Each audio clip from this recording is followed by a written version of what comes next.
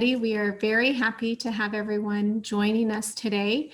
On behalf of myself, Heather Hamner, and my co-lead, Dr. Drew Brimmer, we're excited to have you all join us today. So I think it is fair to say that everybody is probably very aware that COVID-19 has really had a huge impact on our lives in a very, very short time period.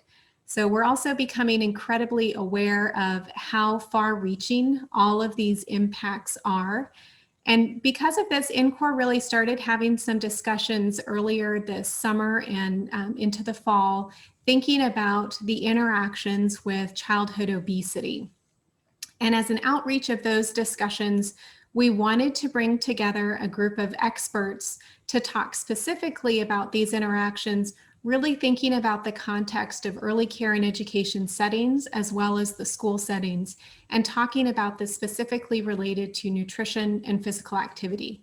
So today we are going to be starting these discussions with the hope that the insights that we all hear about and get to discuss today can help INCOR think about how to develop a research agenda. So one thing that's really important to mention as we get started is an understanding that this situation is obviously changing. So I don't think any of us expect our speakers or even any of the members joining today to necessarily have all of the answers or to even be able to project what's going to happen in the future. All we can really do is share what we know as of today. So keeping all of that in mind, I'm very pleased to welcome our panel of speakers and discussants today. So today we're joined by Dr. Kari Cartwright from the University of Georgia, Dr. Lindsay Turner from Boise State University, Dr. Poonam Ahri Vachaspati and Dr. Michael Yodita from Arizona State University and Rutgers University, respectively. And then our two discussants, Dr. Mary Story from Duke University and Dr. Bill Dietz from George Washington University. You have been given all of their bios separately from Amanda previously. So just a kind of some logistics in terms of how this panel is going to be run. We will take questions from all of the attendees at the end of the discussion. Feel free to use the chat box throughout these presentations. Both Amanda and myself will be monitoring that throughout. So we will try and keep track of all of those. I know we have a very short amount of time today, but we're really looking forward to having this conversation and starting it. So without any further ado, I'm going to turn it over to Dr. Cartwright. Hello, everyone. Thank you so much for this opportunity. I'm excited to talk to you today about some of the effects of COVID-19 on the early care and education setting. Let's see.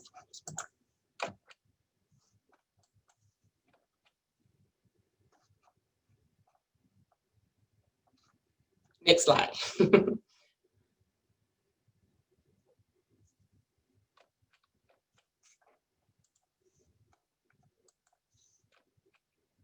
There we go.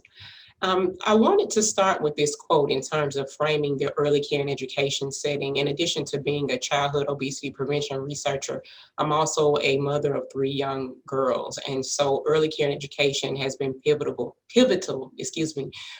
in framing the success of my young daughters. And when you think about the setting and the fact that it is so important to building blocks of learning, but also building blocks of healthy habits. So this quote comes from the National Black Child Development Institute, just stating that early care and education providers are the backbone of education and really building habits for our youngest learners, which contributes to society and communities later on in life.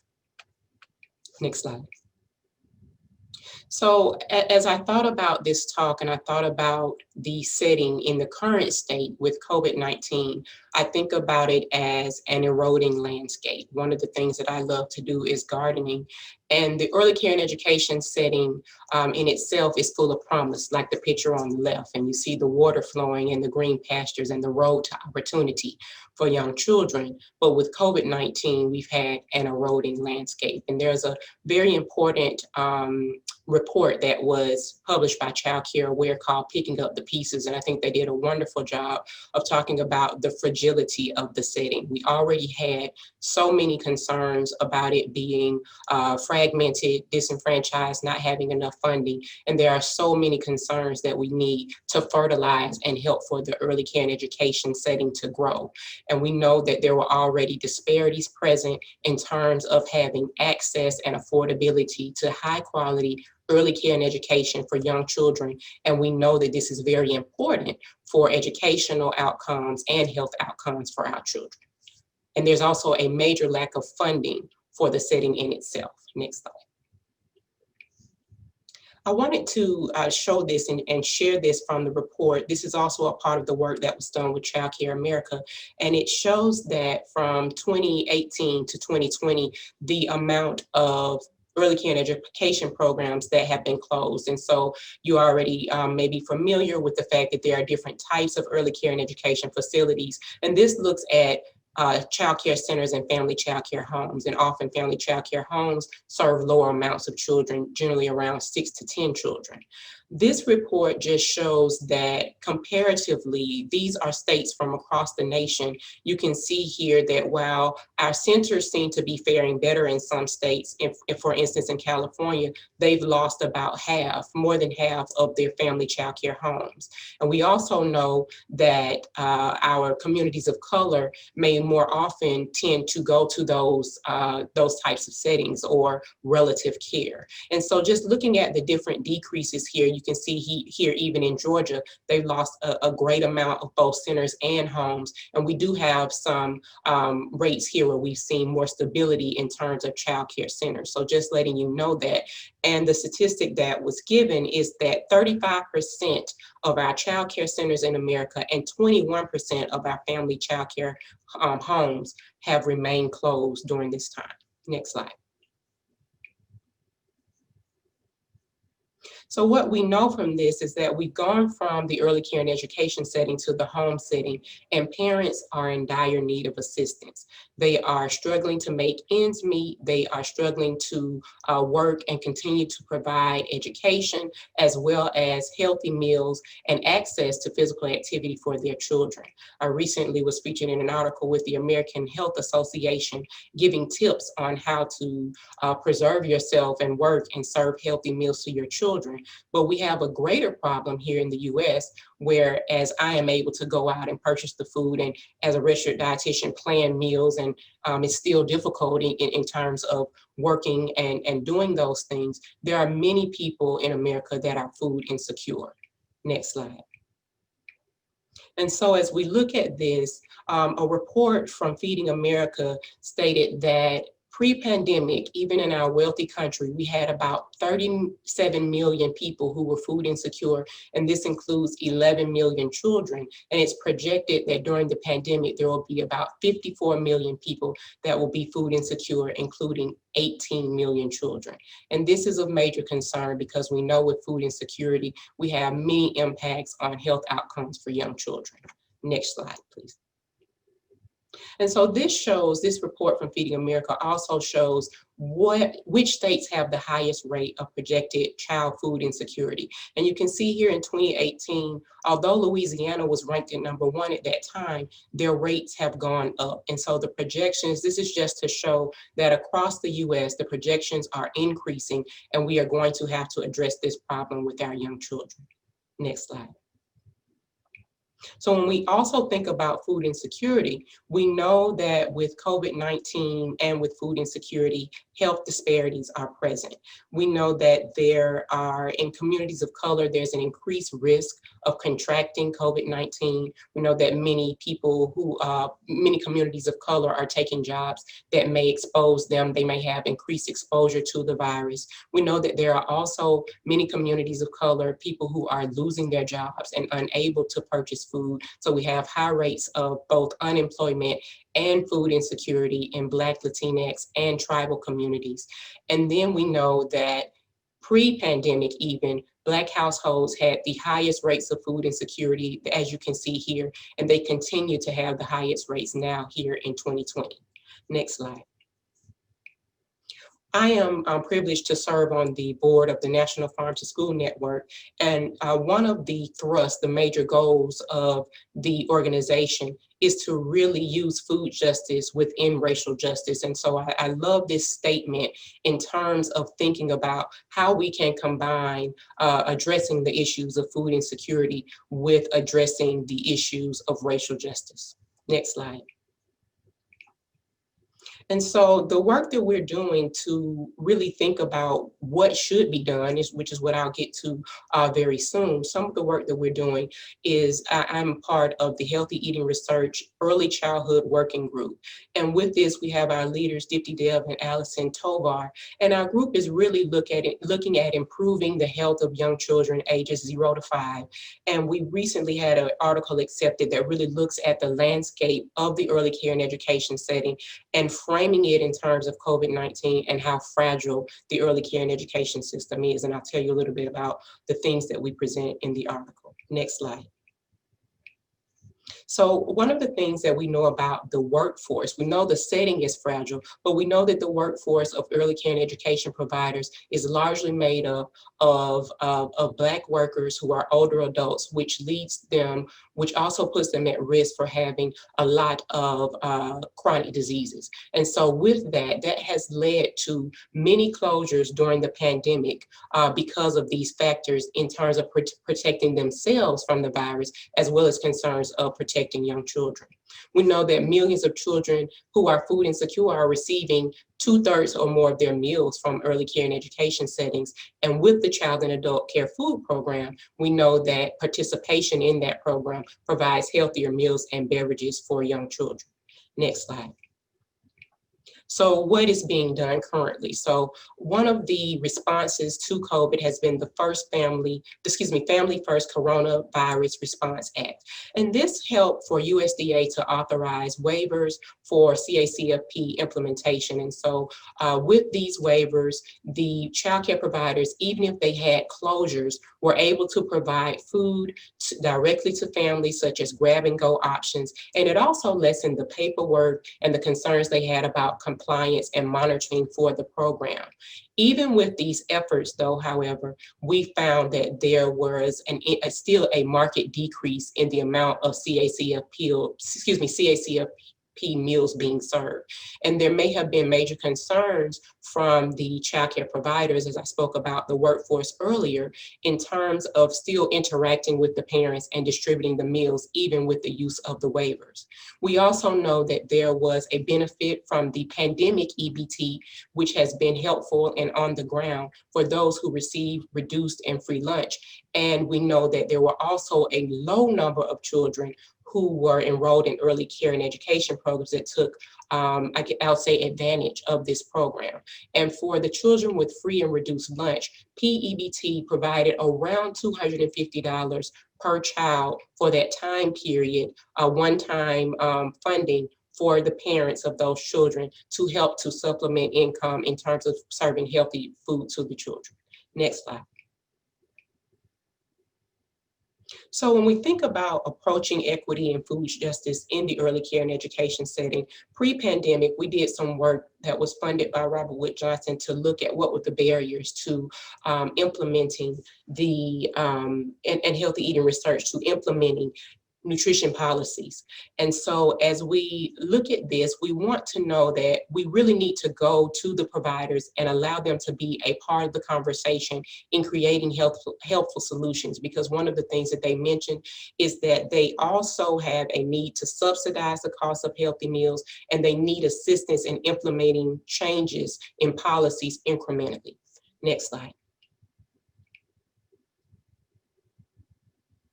And so one of the examples that I'll give you on the ground is one example of a childcare center that is in Atlanta. They're operating at about 25%, but we have a very strong farm to early care and education movement. And this particular center was able to regain an opening for the Little Lions farm stand, where they're able to teach young children about growing vegetables, about eating healthy, and then sell the produce to their parents and surrounding communities. So this was featured in the Atlanta Journal and Constitution because it was just one of the major efforts that they had to do.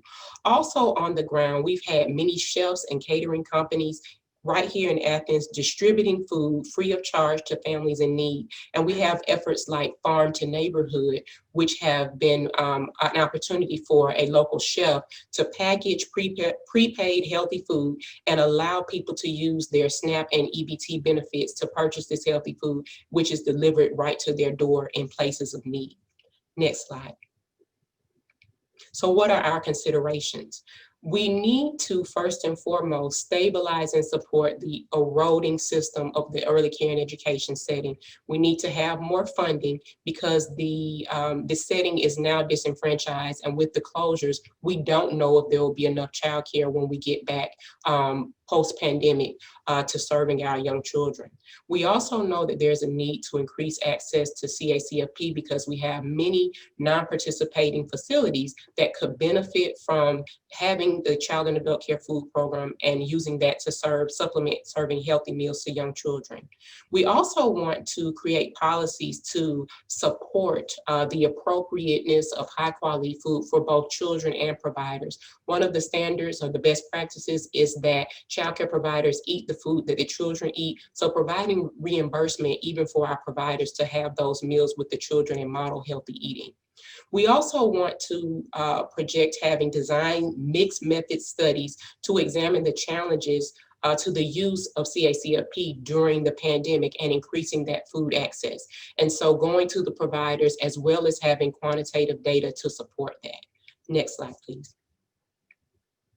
And this is my last point. See, these will be my last points. In terms of the distribution of healthy food through CACFP, since the waivers are offered, to think about ways we can be creative to have sites where we can distribute the food through CACFP to get them to a practical place where families can pick up food, ways to partners with schools, the way the schools were able to do this very successfully through the National School Lunch Program, and how can we use those methods for the early care and education setting. And then issuing clear guidance on using PEBT. We know that there has now been guidance that this can be used with CACFP for ECE stakeholders, but having clear guidance for the states on how to roll this out and implement it within each state, and then increasing support to fund emergency response feeding efforts. We know across the state of Georgia and even here in Athens, there has been a lot of movement in terms of using models of summer feeding sites and using programs such as fresh food box delivery, and in addition to having online education for parents who receive those boxes. So those are some of the considerations that I have to think about and to have you think about, and in terms of improving access to healthy food, as well as improving high quality early care and education for young children.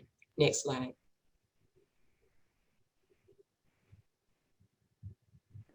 Thank you, and this is my email, and I'm sure we'll have some questions in the chat. Thank you so much for your time, and I will be happy to answer questions at the end. Thank you. Thank you so much, Dr. Cartwright. Next up, we will have Dr. Turner. I'm going to give you control now. Okay, great. You should be all set. All right, and thank you. And I apologize for turning my video off. My neighbors are having their lawn mowed and it's really loud right outside the window. So I'm hiding in the laundry room right now.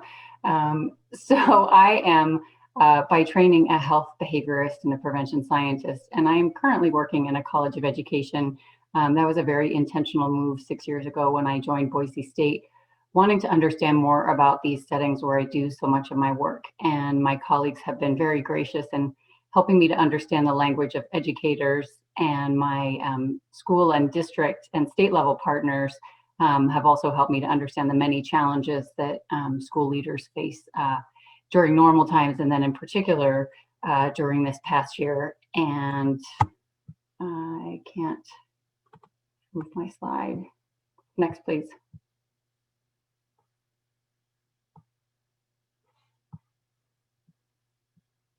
Great, thank you. So it has been a wild year, starting in February when there were more news stories coming out about COVID.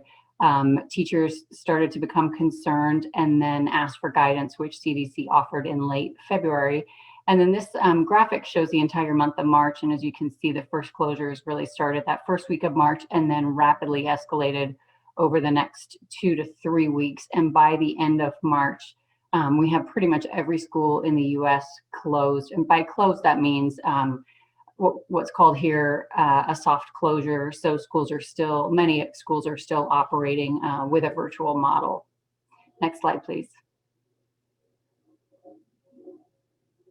So in terms of the students that impacts, we have about 56 million K-12 students in the US.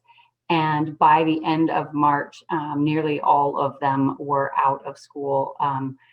Really, the vast majority by March 19th were out of school. So we're talking about basically mid-March as the end point for the school year. Next, please.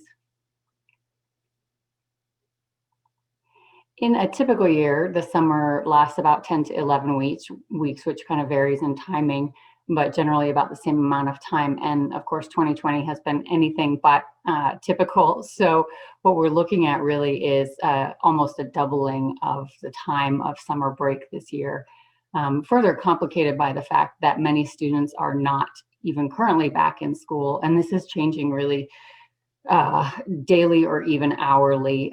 Last week when I pulled my slides together, I think the estimates that I saw were that about 25% of districts in the US were doing some in-person instruction.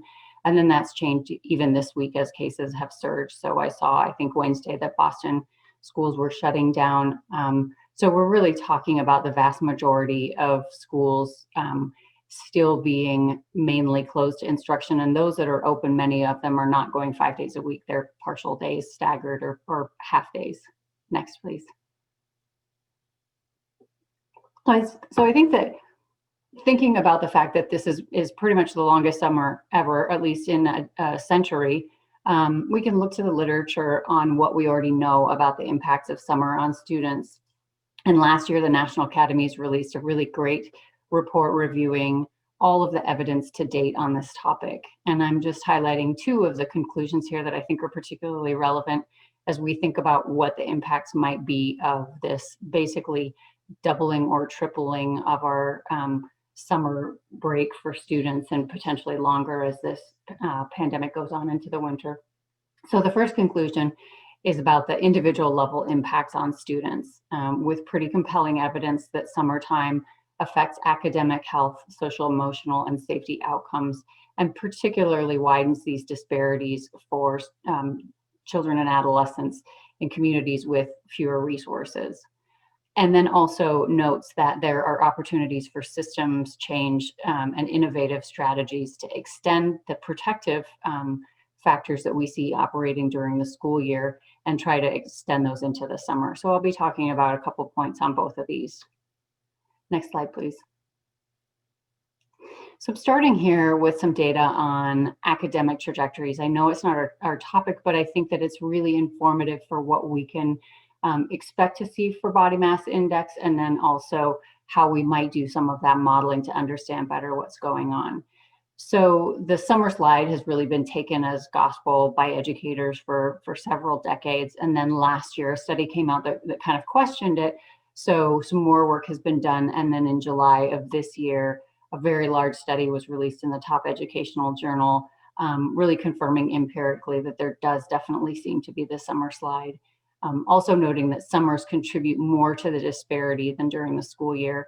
But also I think important to note that only 13% of the variance is explained by individual level characteristics, which really leaves a lot to be unexplained. And I suspect that a lot of that has to do with the home environment, community resources, and capacity, and other factors, which we certainly need to understand better. The bottom graph is actually a thought experiment that looks at what if students grow the same rate academically during the school year. So in essence, the protective environment is similar, but the extent of the slide over the summer differs. And you can really see this increasing disparity over time, or really cumulative building up of risk factors. Next slide, please. So with regard to body mass index, we have fewer studies, which certainly makes sense. Academics are measured by every school in the U.S. on every student multiple times a year. There are many more sources of data than for health outcomes. However, there are some data sets that can be used to look at this, and this is based on ECLSK with younger students, finding that the trajectory of BMI growth is faster in the summers than in the school years. Kind of opposite of the pattern that we want to see for academics, where we want to see more growth with BMI. We want it to be that flatter curve. And we're really seeing these big increases in the summer. And again, the growth is much more variable during the summer than the school year, suggesting that for BMI as well as academics, the school is generally protective, but it's this variability in the environments that students are in when they're out of school that has such a disparate impact on them. Next, please. So I mentioned that there are fewer studies on BMI.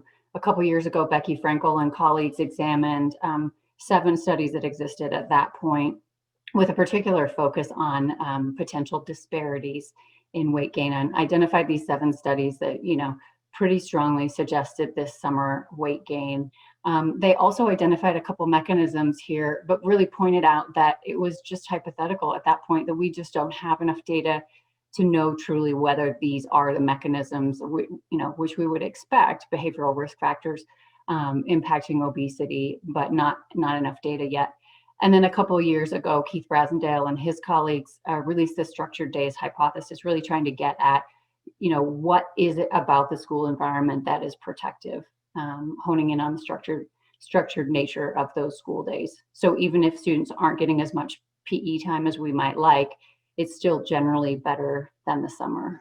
And this study, I think it's important to know, Keith's paper was released 3 years ago, and it's already been cited 140 times, just showing the growing interest and I think recognition of this crucial time period for student development. Next slide, please. So moving on to the second part of this consensus report from the National Academies, I'd like to talk about the systems and potentially some of the innovative strategies we might consider over the next few months to really mitigate some of these impacts that we're seeing from so many students being out of school. Next, please. So I think we all know schools are a huge part of the safety net. They serve an enormous volume of meals, about 50 million meals a day. And for students from economically vulnerable households, that is an enormous part of alleviating food insecurity. A really important paper came out this summer by Erica Kenny and the Choices team, modeling the impact of the nutrition standards that went into effect as a result of Healthy Hunger Free Kids Act, and showed this substantial decline in body mass index among kids in poverty. So I think really powerful evidence about the power of a policy to actually eliminate or reduce disparities rather than being sort of a universal protective factor, but this really has a strong impact for those kids who are most vulnerable. Next slide, please. So we've seen, the news about rapidly skyrocketing food insecurity and food service departments in schools scrambling to meet that need. Recent study estimated the amount of missed meals per day, and 169 million missed meals in the last 6 weeks of the spring term. That is even with a lot of adaptations, flexibility, food service departments really just swinging into gear, doing whatever they can to support kids. USDA offered 20 waivers for USDA or for school food service to have more flexibilities during this time. And my team was in the field with doing interviews for a study that's funded by HER. And we added some questions to specifically address those innovations as a result of COVID, and found, a number of people talked about strategies they were using, providing 5 days worth of meals at a time, drive through, and then using the buses to deliver meals to students and their families. Next slide, please. So pandemic EBT, a huge rapid scale up of this approach started in March, and by August, all states had adopted it. Idaho was actually the last state. So being here, I've seen a lot of the ground level efforts by our hunger task force in the state to really encourage the state to adopt it. So that's been interesting to see and try and understand what those barriers to adoption are. I think there's also a lot of research that needs to be done on at the family level on why it's not being adopted, and then also on how those funds are being spent and how they're benefiting families and kids. And a recent report from CBPP and FRAC really delved into the early experiences with this program. Next, please. So in terms of physical activity and sedentary behavior, obviously schools are a place where PE is really important. Comprehensive school physical activity programs can provide students with some of the activity that's necessary during their day. Relatively less data on this than meals. Genevieve Denton and her team released a study, parent reporting of much less physical activity and more sedentary behavior after those school shutdowns started as compared to prior. And then again, this study funded by HER that we're doing interviews with principals, we found that schools were adapting to fit physical activity into their virtual delivery.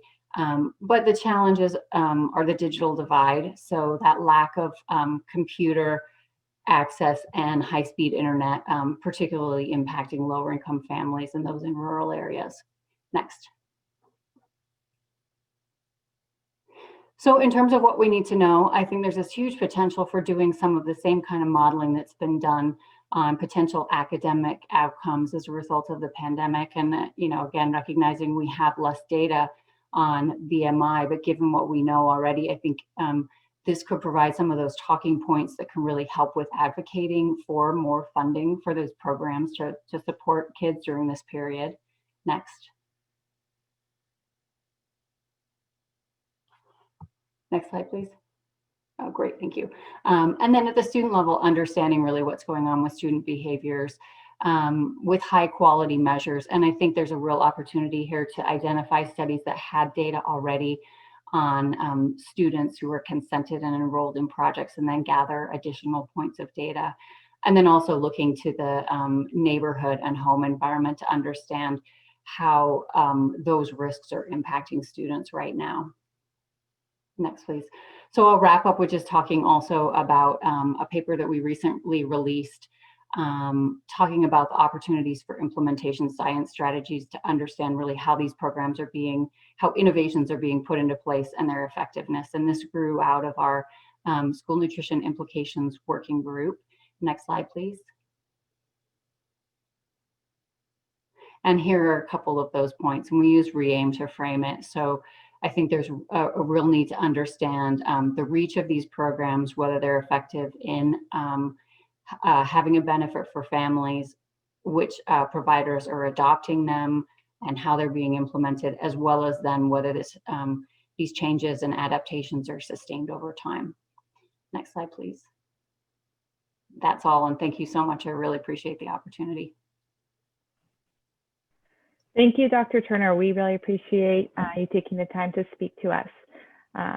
Next up is Dr. Ori Vachaspati and Dr. Yedidia. I think I will continue to move slides because it seems like we're having some issues. So go ahead. All right, great. Can you go back to the previous slide? Yeah, thanks. I just wanted to provide a context for what we're going to be presenting. So thank you to NCORE for inviting us to share some of the lessons that we've learned through our New Jersey Child Health Study, which Michael Yedidia and I have been leading since 2008. And this work has been supported by the Robert Wood Johnson Foundation, NICHD, and NHLBI. And so the idea here is, we'll share what we've learned through the New Jersey Child Health Study, and then also discuss how we think that feeds into or that informs what we are here to talk about today, the interactions between childhood obesity and COVID-19. Next slide, please. So I'll start off by giving some high-level findings from our New Jersey Child Health Study work, which I think forms a good basis for our discussion today. And to start off, I'd like to talk about what we've learned about the role of community and school environments in childhood obesity. So New Jersey Childhood Study is a longitudinal study where we followed cohorts of children for up to 4 years. And now we are in the midst of following about 140 schools over a 10-year period. And the study is being conducted in 4 low-income, high ethnic, racial minority cities in New Jersey. Next slide, please. So I'm jumping right into the data to kind of make a point that I'd like to bring your attention to. So here, these are results from a longitudinal analysis that are soon to be published in JAN. And the point I'm trying to make here is that food environment through local food stores around where children live matters. And just to orient you to this slide, on the left, we have a graph of convenience stores, on the right about small grocery stores. And for each panel, we have a series of 9 time and distance exposures that each child was exposed to a particular kind of outlet, in this case, convenience stores. And on the x-axis, it shows the odds of a child being in a higher BMI Z-score category at a later time. So what I wish I had a cursor, but what I'd like to draw your attention to is the pattern that you see in the convenience store section of the slide. What it shows is that for all kinds of exposures and all kinds of lengths of time, we see a consistent pattern that a higher exposure to convenience store resulted in a higher BMI Z-score category at a later time. Now, if you look at the right-hand side of the panel, you see the results from small grocery stores. These are stores that are not supermarkets, but these are stores that sell an array of healthy items. And what we see here is the reverse pattern, where we see that living or being exposed to more of these stores over time reduces the odds of a child being in a higher BMI Z-score category, or increases the odds of them being in a lower BMI Z-score category. We looked at a variety of food outlets, and I'm happy to answer those questions later. But the point here we are trying to make is that small stores in the close environment to where children live matter. Next slide, please.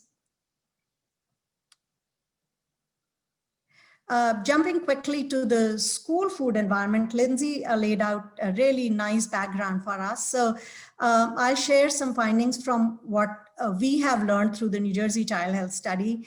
We've been following these schools, as you can see in this slide. Here we're presenting data from 2010 to 2015, and we are continually monitoring these schools in present time. So we've been monitoring their food and physical activity environments, as well as nurse measured heights and weights on about 20 to 30,000 children per data point when we collect those data. So using the food and physical activity environment data, we've developed some indices that kind of capture the summary measures of how these schools are doing over time. And just if you focus on the top 2 panels, these talk about how healthy and unhealthy options through NSLP have changed over time before and after Healthy Hunger Free Kids Act. And you can see that our indices track these changes pretty accurately over time. So we have developed these indices for both food and physical activity measures. Next slide, please.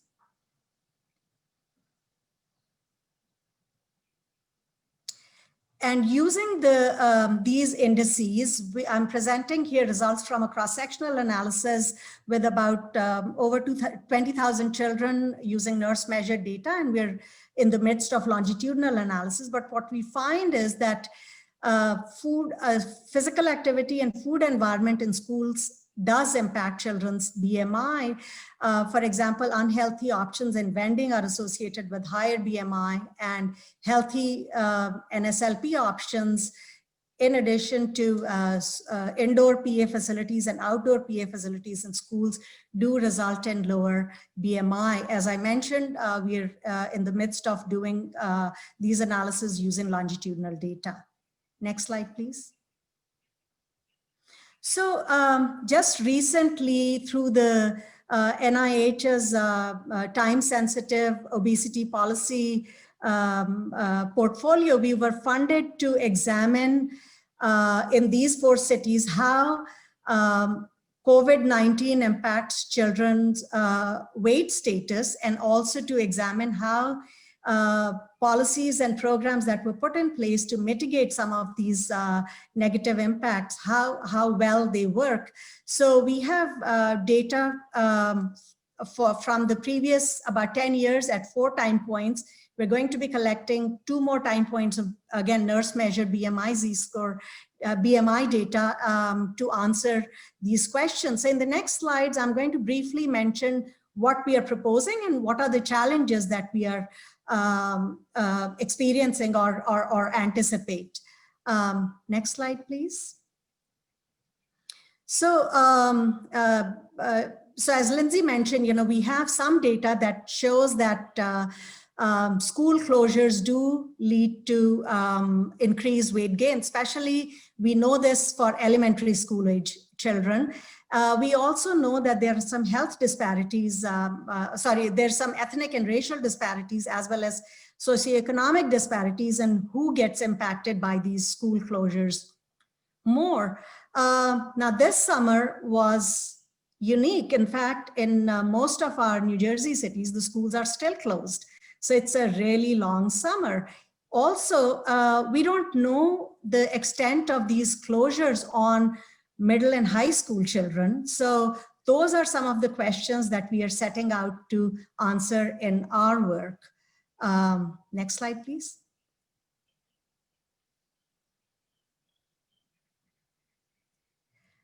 So if you would think back to what I shared about what we've learned in the New Jersey Child Health Study about the community food environment, we saw that small neighborhood stores do matter. Now, what happens when 50 million plus children are now spending more time in their home environments? They are more exposed to these types of outlets, and maybe they're interacting more with these environments than they would if they were in their school setting. So will these small stores, their impact be amplified over time? Also, we know from some of the other work that I'm doing at the national level that shopping behaviors have changed, shopping patterns have changed, especially among people who were using public transit to get to larger stores. People are shopping more in their neighborhood. What happens in that situation? How does that impact obesity or childhood obesity outcomes? What happens now? The children are not in school, and many parks were closed for extended periods of time. So what happens based on whether a neighborhood is more walkable or less walkable? Do parks make a difference when they open up? So these are some questions within the community setting that we are grappling with. Next slide, please. In the school setting, we are, again, we are missing the closure of schools takes away from what the schools are able to, the protective things that the schools are able to provide, whether it's school meals or structured physical activity and the such. Next slide, please. So within that, now this unprecedented times also led to some innovative programs and policies, including PEBT and summer meal sites, including additional waivers. Now, the challenge that we have is how do you measure these things? How do you capture when school meals are distributed, summer meals are distributed to anybody who comes to a site? How do we capture those changes? When the waivers change what schools can offer in terms of helpfulness of those meals, how do we capture that and additional confounding factors. Next slide, please. And I'll pass it over to Michael to talk about how research during this time can inform policy. Okay, in the interest of time, thank you for inviting me. If you could advance the slide, I'm going to be talking about prospects for informing policy through COVID-related findings and what that means in our minds anyway for our research agenda. So a first category of issues that occur to us are strengthening future disaster responses. So if we look at existing programs, meaning right now, programs and the experience during COVID, questions like, oh, well, what are the benefits and liabilities of expanding existing programs to achieve specific outcomes versus standing up entirely new ones? So we need the robust outcome analyses, some of which we hope to provide through the work that Poonam just said and others of you as well.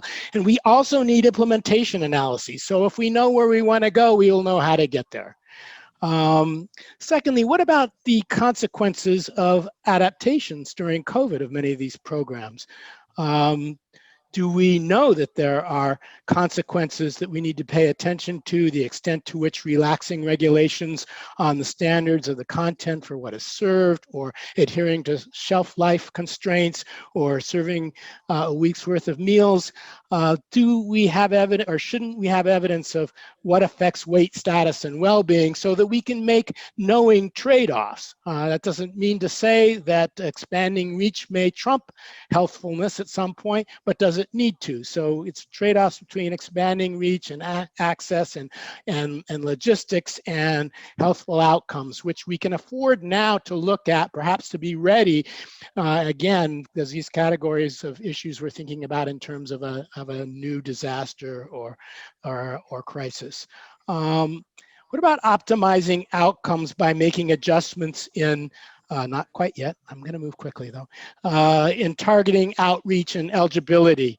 What are the costs and the benefits of less restrictive eligibility, maybe non-means or less means tested distribution? And as far as barriers and facilitators, what about evidence for where to locate sites? We have some of that already, but during a pandemic, how do we distribute? Maybe consideration of more cross-sector kinds of prospects, like if we have neighborhood eligibility, how about blanket distribution through existing mechanisms like the US Postal Service? This is just off the top of my head as an illustration. I haven't thought through that prospect yet. Next slide, please. So another category of issues, what are the more enduring lessons for the adequacy of the food safety net that we may generate insights about beyond disaster readiness? So we have this draconian natural experiment with the unthought of counterfactual of taking these meals away completely for an extended period of time and then reintroducing them.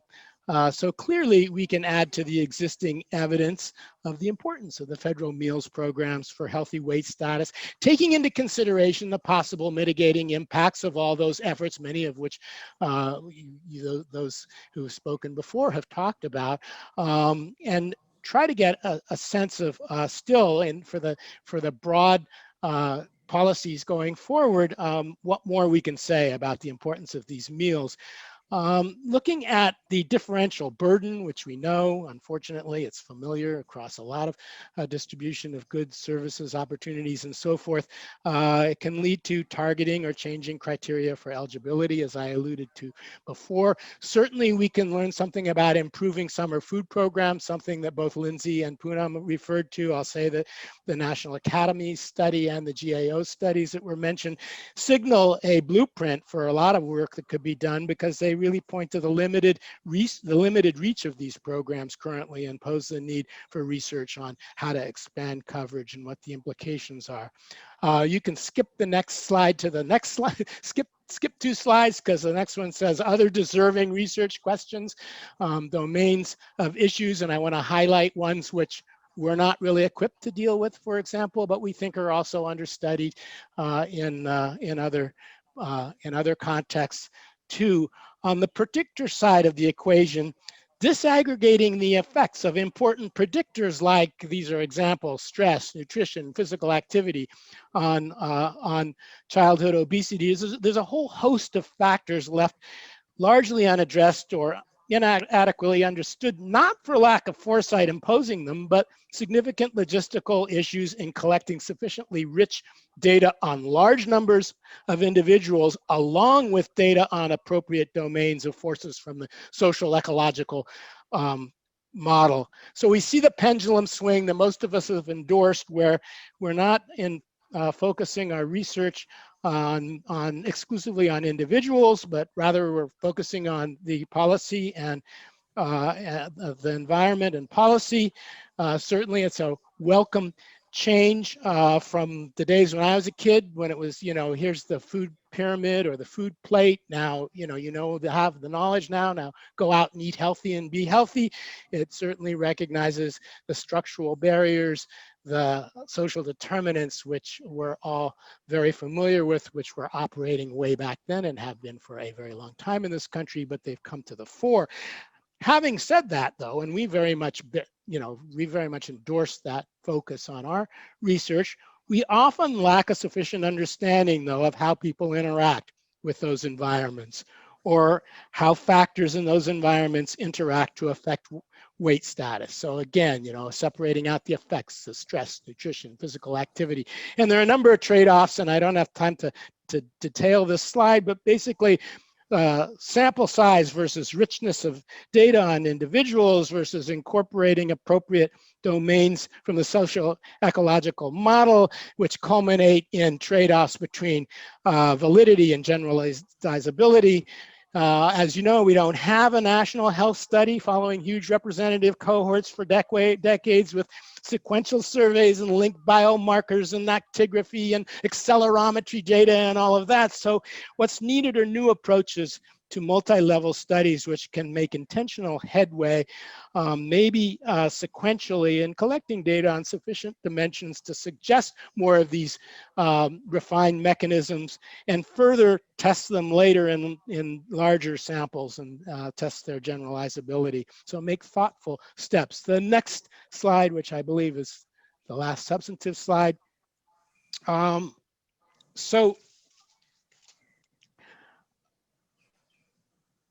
So other key questions, we have parallel challenges on the outcome side, just trying to disaggregate the impact of various predictors on outcomes. And I think that this states it well. Under what conditions does heightened food insecurity lead to lower weight status associated with malnutrition as compared to higher weight due to unhealthy consumption? So that, again, we need more person-level data, but we also need that broader perspective, and we need more balance between the two. Finally, I'd like to just call attention to the need to research synergies that might come from that might further the acceleration of interventions. So can interventions and policies be aligned with market forces, which can assure spread and sustainability? Here we're talking about perhaps an example. What about public-private partnerships? Local grocers cross-promoting items featured in implementation of broad programs like the Department of Agriculture's Fresh Fruits and Vegetables program, where you harness market forces, which are there anyway. I mean, grocers have been shown to be willing to entertain these possibilities, whether it's for the immediate PR or the longer possible profit motives, and they can be harnessed to large-scale programs, so they don't take huge investments of new resources to really increase the spread. And very quickly, how can we accelerate adoption of how can we learn from cross-sector initiatives in order to promote expansion of collaborative efforts? And here I'm drawing a page from the culture of health, and an example is perhaps more effective integration of public health and medicine, where doctors and how about evaluating these initiatives which are being embarked upon, where doctors and other providers prescribe vegetables and fruits and give prescriptions, How about a cost-benefit analysis of the impact on health and the costs? Medicaid programs and states are considering waivers now to support, for example, in another area, permanent supportive housing services for homeless people, because they are beginning to see the evidence, and our center wants to produce more of it, that such programs reduce unnecessary hospitalizations and ER visits and decrease the Medicaid cost of care. So how about evidence for Medicaid programs, perhaps, that that show that the health benefits of prescribing a certain threshold of fruits and vegetables and the implications for coverage and so on and so forth. This is just an example, but I think there needs to be more attention to mounting intervention resources on some of these cross sector interventions. So these are some of the questions that represent some of the domains of research issues which we believe are underaddressed, some of them underaddressed in our work and in others. And thank you. Thank you, Dr. Slide up there. I'm trying yes, to move on. thank you, Looking Dr. at the clock. Orivatis and Dr. Yedidia. We're going to keep on moving on to Dr. Story, who is one of our two discussants. So Dr. Story, can I'll move your slides, but you can start presenting. Yeah, you can just stay on this for a minute. Hello, everyone. I'm Mary Story. I direct Healthy Eating Research, which is a national program of the Robert Wood Johnson Foundation that supports and funds research on policy systems, environmental strategies that have strong potential to improve nutrition, weight, diet quality, and food security among children, especially low-income and families of color. So I think Kathy Hempstead, who is a member of NCORE, is our project officer at the foundation. And Amy Yarrow, who's also on the call, is chair of our National Advisory Committee. So HER has annual call for proposals, but we also have commission funds available for rapid response studies.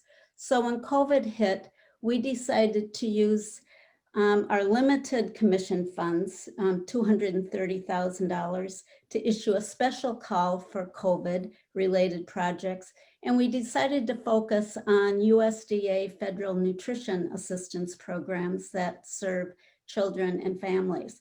So the goal was to inform decision-making regarding innovative policies during COVID that could be used to strengthen the child nutrition programs after COVID. So we wanted to commission issue briefs, research reviews, and secondary data analysis of papers. And then we also wanted to fund small studies for up to a year. And we could fund 5 small studies at $50,000 each. So we launched the call for proposals on May 21st. It was open until July 1st. And then grants started this past September. So the next slide, and I'm showing you this next slide because you're 4 of the leading research funders. And this really shows the need for more research funding in this area because there's so much interest out there. So for these small studies and issue briefs and papers, we received 140 concept papers. We received 108 small studies. We could only fund 5. There were so many really strong studies and we just, we didn't have the funds. So you can see here the primary areas. Most were regarding food insecurity, schools, SNAP, WIC, only 11 on CACFP, and 10 were on PEBT. So we invited 30 full proposals, but you can see we ended up funding 10. None of those were in early care and education or CACFP, so there's a real need there. And most were on either WIC or SNAP. Okay, next slide. And I'll go over this next slide. I think you'll be receiving the slide deck, but we funded 2 on school meals, 1 on comparing the pandemic EBT to school meals on the Meals to Go. That's by Jim Krieger. And then Sarah Bleich was funded to look at 10 of the largest urban schools in the US and look at infrastructure and issues, challenges, and solutions. Okay, so next slide. The purpose of this meeting is to set a research agenda on COVID-19 and child obesity.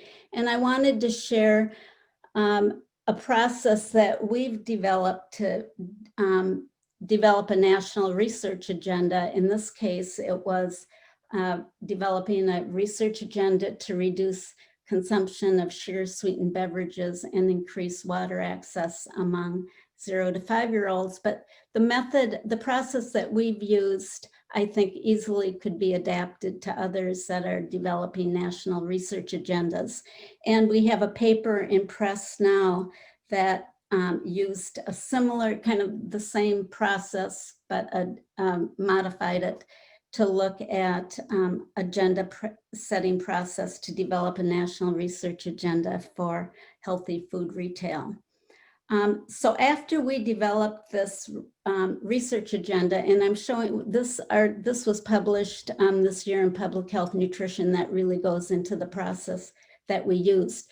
But we developed a research agenda, and then we developed then a call for proposal to follow based on what came out of this national research agenda. So the next slide. All of this is detailed in the Public Health Nutrition journal, but the first step was we formed a scientific advisory committee, and then we've commissioned 2 systematic reviews from the literature, one on reducing sugar sweetened beverage consumption in children, and another on increasing water access and consumption, because we're really interested in learning what interventions had been done and what were most effective. The third step was that we convened 2 stakeholder surveys, one to come up with novel strategies to decrease SSBs and increase water. And this was just sent out kind of a random survey to researchers, advocates, practitioners, just to send us their ideas on what they thought were could be effective strategies. And then we sent out after that a second survey that ranked strategies across 5 dimensions using a Likert scale from 1 lowest to 5 highest. And each strategy was rated on overall importance, the feasibility, effectiveness, reach, and advancing health equity. After that, we conducted key informant interviews because we found that the literature really did not, few interventions really addressed the priority populations that we were interested in, African Americans, Latinos, Alaska Natives, American Indians, and rural settings. So these was qualitative research to really kind of delve into these issues a little deeper. We then had an in-person expert meeting where 35 people from around the country came, discussing the background research, steps 2 through 4, and then also identifying research gaps in small and large groups, and then developing research questions to really address research gaps, and then prioritizing the top list of research questions. If we had the time, we would have then sent that out more like a Delphi survey, but after we had our expert convening, then we created the research agenda. And from that, now we've had 2 call for proposals, really using the research questions that were identified as the highest priority area. So the next slide is, I just wanted to bring this to your attention because it could be a really good resource for NCORE and its member. After the NOPRIN and Healthy Eating Research meeting in March, a group of researchers came together to form the COVID-19 School Nutrition Implications Working Group. And Sheila Fleischhacker and Erin Hagen are the co-chairs of that. But it really has gone beyond school nutrition, and they have several subgroups, and you can see under special impact topics, the middle box, that accelerated weight gain is one of the subgroups. And currently they have over 400 researchers that are a member of this group, and it's just open, so anyone can become a member. 400 researchers, advocacy organizations, and practitioners, and there's 185 graduate students that are a part of this. And they have meetings every other week now, and they'll have like 300 people on a call. And there's a weekly newsletter that comes out that really has resources, funding opportunities, ideas people have. New publications, all really on COVID, but again, it's much more on child nutrition and health and food insecurity. So this, if you're interested, you could either email Heidi or me, but I can put you on the mailing list if you just email me. So those are my comments, and I'm looking forward to the discussion after Bill's presentation. So thanks for this invitation to talk about the interactions between COVID-19 and childhood obesity and setting a research agenda.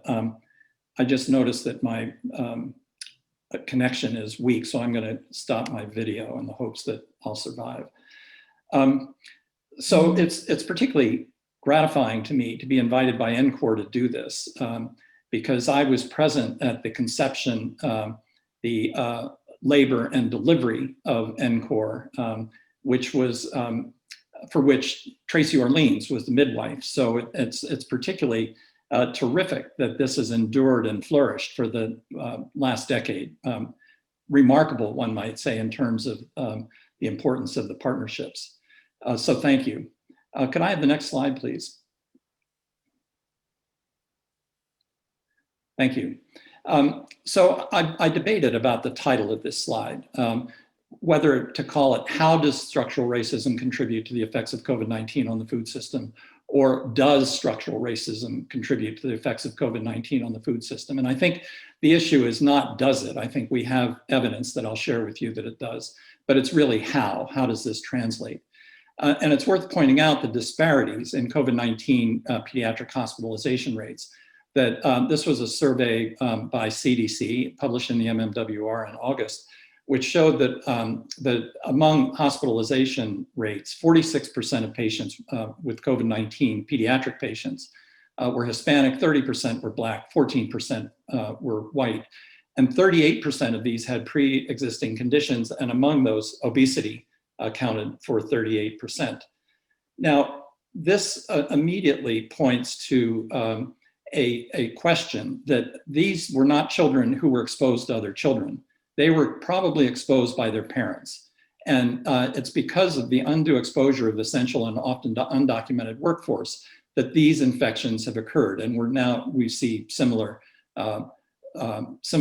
patterns in the adult population. But before I leave the pediatric hospitalization rate, there's another interesting observation that was published in an MMWR, I think it could have been JAMA, that looked at what the course of hospitalization was among people of color versus white populations. And the disparity in outcomes was reflected in the beginning of the admission. So once a patient was admitted, regardless of their ethnicity, the outcomes were pretty comparable, suggesting that these disparities reflect what's happened in advance of hospitalization. And I think it's pretty clear that many of these, particularly the Hispanic and African-American hospitalizations, are due to exposure to the essential and often undocumented workforce. And the deeper drivers of this are low wages, poor housing and lack of medical care. I think the complete absence of OSHA in overseeing and monitoring the personal protective equipment is a factor. There's a virtual monopoly in the food processing sector of particularly meat, chicken, and pork that enables the prioritization of profits over health. These are not competitive organizations. And I think what's happened with COVID-19 is that it illustrates the fragility of the industrialized food system, that because of our dependency on processed meats and because of the illnesses of the workforce, the supply of meat went down and prices went up. And Trump declared this an essential service. I was kind of surprised that consumption of meat is considered an essential service. But so there's a real political underlying driver that accounts for this. And one of the questions this raises that I think is probably beyond the capacity of NCORE to examine is what are the alternatives to an industrialized food system? Would a regional or local food system hybrid with an industrialized food system be more agile and be able to preserve essential foods along on the pathway? And we know also that in addition to the restrictions on production, that this had, as I mentioned, an effect on food costs, but also availability. And in terms of the workforce and the people, the purchasers, minority populations, probably influences susceptibility to both obesity and to COVID-19. So a fundamental question is, how do we document and mitigate the contribution of these determinants to the adverse outcomes we see? It's not enough to just show these disparities without exploring in a much deeper way the factors which are contributing to these disparities, and particularly examining what the impact is of structural racism that maintains an unfair immigration system that restricts access to medical care, that forces people who are marginally employed to come to work even though they're sick. So if I could have the next slide, please. So there's been a lot of discussion of the relationship of food insecurity to obesity in children, and thanks to Mary and her HER students, they were able to generate just a preliminary and quick analysis of recent studies of food insecurity and obesity.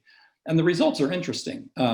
15 of those studies were cross-sectional. 7 showed a positive impact of food insecurity on obesity.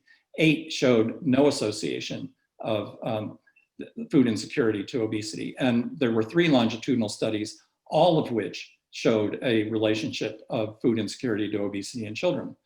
So what accounts for the inconsistent findings? And I think this is an important discussion for NCORE because you are the groups that have access to the surveillance systems, particularly BRFSS and Haynes, SHIPS, the school health policies and programs, and the school health profiles.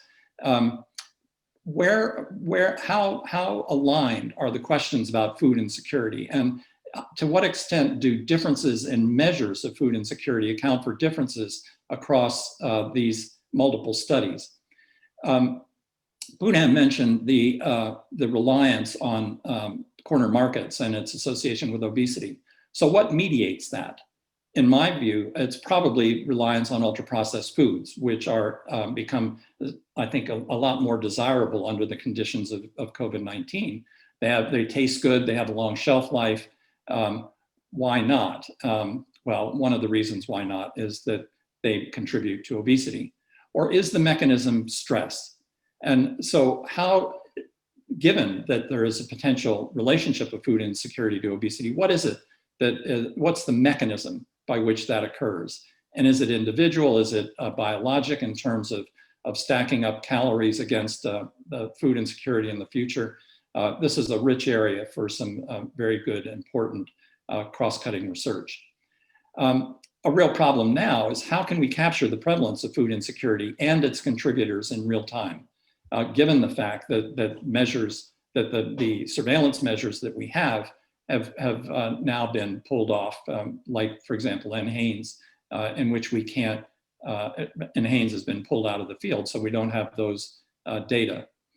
One of the questions that I'm concerned about is whether the positive effects of the changes in the WIC package and the Healthy Hunger-Free Kids Act that Lindsay mentioned be sustained. So we know that the WIC package was associated with a decrease in obesity, and Lindsay pointed out that the effect of the Healthy Hunger-Free Kids Act.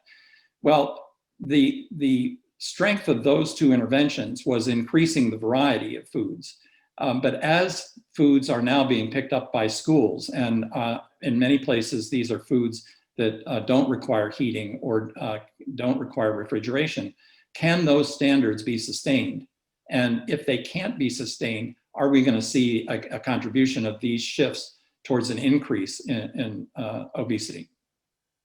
I think we've also heard about the challenges of assessing physical activity in and out of schools. I think that the virtual delivery of physical education programs is challenging, and that knowing whether kids actually are active and whether they adhere to those lessons remains to be seen. But this is another key area as we think about obesity. And finally, under COVID-19 conditions, how will we measure any of these outcomes? How will we know what's happening? And if we are able to get some data, what do we compare it to? Is it a new baseline for the next year, assuming that lockdown continues, or is it a one-off type of assessment for which there's no comparator? I think these are important questions that I think that NCORE is well suited to assess. So the next slide, please. We've heard already about policy approaches to food insecurity during the pandemic. I think each of the prior speakers on the panel addressed this. I also think it's worth pointing to the Robert Wood Johnson's report that came out 2 weeks ago on the state of childhood obesity 2020, which had some very excellent suggestions for policy initiatives to address these issues. And these that I'm showing here just came from a recent article in the Current Pediatrics. And some of these you've heard before. So we need to extend all child nutrition program waivers for the duration of the COVID-19 pandemic. There's movement in that direction, but in many cases that hasn't been established. We need to streamline the state application process for these waivers to make it easier to extend these child nutrition programs. And USDA should provide guidance to states to overcome barriers. The PEBT program also should be continued through June 2021, and we need to eliminate the requirement for consecutive missed classes as a disqualification for eligibility. Nationwide summer EBT programs, I think, has already been mentioned, but another program which I was not familiar with was extending the emergency meals to you through 2021 and expanding these for rural or isolated communities, which are particularly vulnerable given the fact that they're rural, they're long distances between places, and they lack access to Wi-Fi. So in summary, I think there are multiple unique and important opportunities for a new wave of research. And I would urge that this be very pragmatically oriented to understand, what if we get these policies in place? Do they really make a difference for the people who need them? To what extent is USDA actually providing guidance for states, and are states adopting those? And if not, why not? How do we assess the success of these policies and the others that have been mentioned? So thank you for the opportunity. It's nice to be back among NCORE, and I'll turn it back, I think, to Drew. Great. Wow. What an awesome discussion this past hour and 15 minutes. I want to say a huge thanks to Kari, Lindsay, Panam, and Michael, and Mary, and Bill, and Amanda for pulling this together. This is a tremendous, and this is a natural experiment that we're all living through together. And you'll notice that I promise I'll get you out on time. I'll have you gone at 2:30 for other commitments. But I would just like to reiterate, if you, I guess I'm now going rogue and winging it, but as questions come in, please feel free to type them in so we can capture all your questions.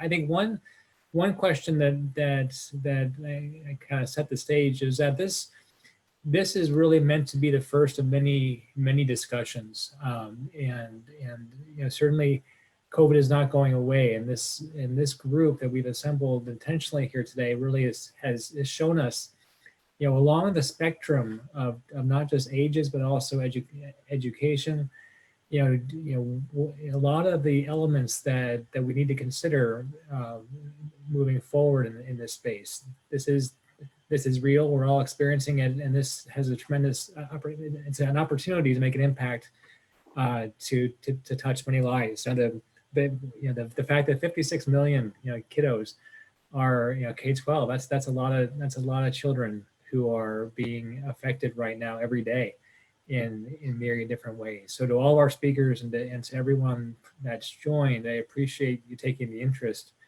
to be here. I think one question that I'm going to ask the group to opine on that came up early in the chat, but I think it's interesting, is food insecurity. It was a common theme, and I think there are lots of nuances to that.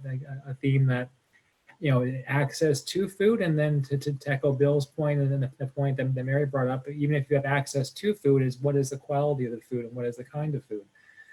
But as you all as investigators and putting these talks together, David's questions about disasters typically are more local and not necessarily a global disaster, but our interruptions in food supply and in the food chain that others have experienced in other natural disasters. Is there any lessons learned, or could there be lessons learned at a national level or global level from other disasters in the past? Does anyone have any thoughts on that as you've done your research or putting these talks together?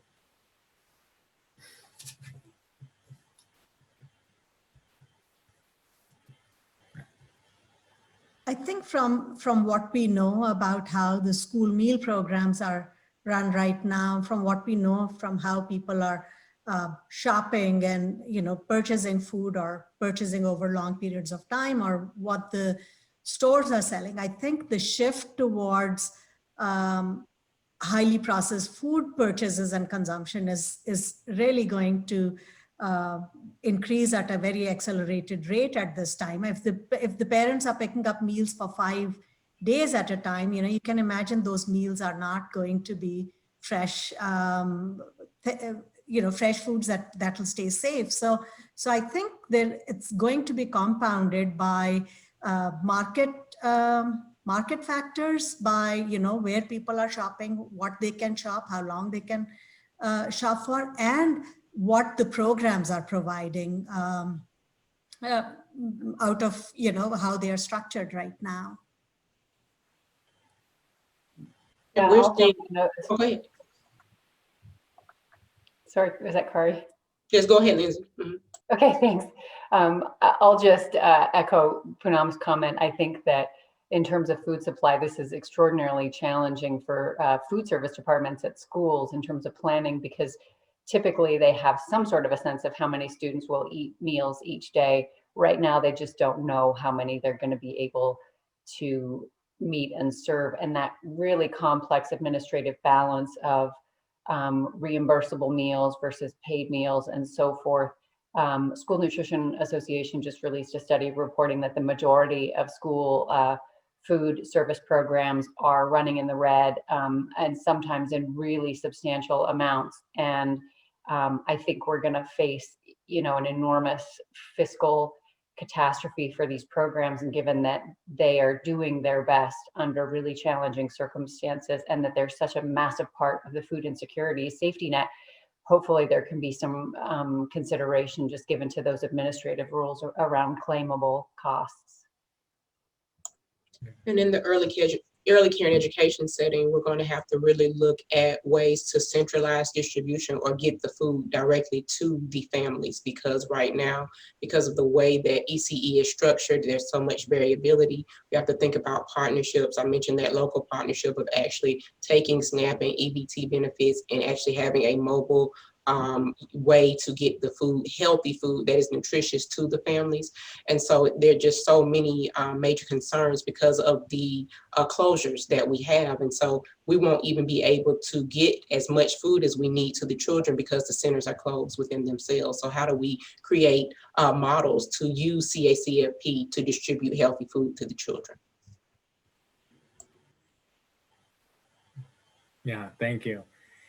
No, and another thing that resonated today on me that was touched on also is the impact of this pandemic, not just on the little ones, but how the impact on their caregivers and the racial variability of communities that are impacted also circles back around and heavily influences not just schools, but what children are getting at home and what their potential exposures are.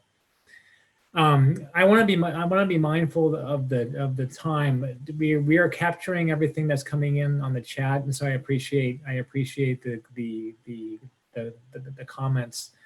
Again, this is we put this group together to really start the conversation and to start brainstorming about ways to make a difference. Bill said it very nicely. This is and Mary echoed it. This is a unique group because you have multiple different stakeholders with multiple different lenses, which I think makes NCORE extraordinary. And we're focusing on a problem that's happening in real time. And Mary, it's great that you got such a robust response, but we hear you that there's a lot more to do and a lot more ideas out there than right now are in the field. And so how we as a group of stakeholders can facilitate that are things that we're going to chew on. It's 2:30 at least on my clock. Our next steps really is we're gonna powwow again on Monday as a small group and do a debrief of what the questions were that came in and the discussion, and then come back to you all as NCORE and report out and move forward. Again, this was always intended to be the first of hopefully many discussions, because this is a big space to capture, but we wanted to get in this space and start acting. So with that, I want to thank everyone for their time. All the speakers. This was a great tour de force through the continuum of education and the impact of COVID.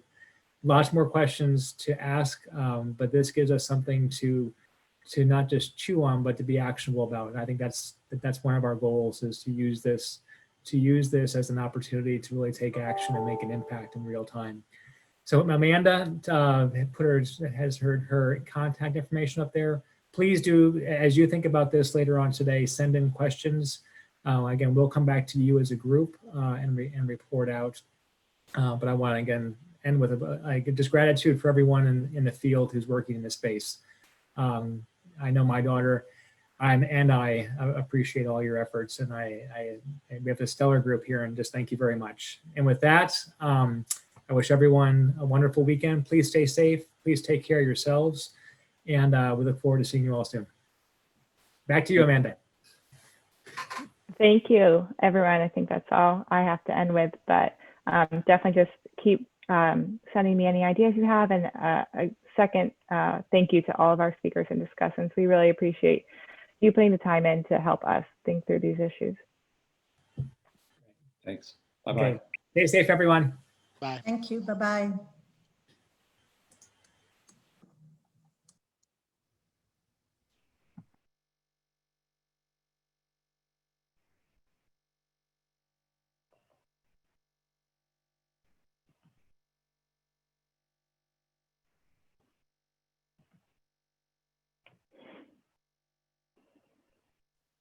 Good session. Have a good afternoon and a great weekend.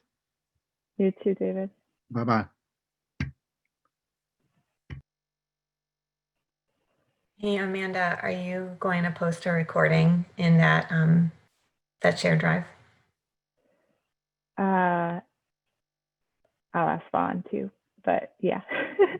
Okay, bye. All right, bye.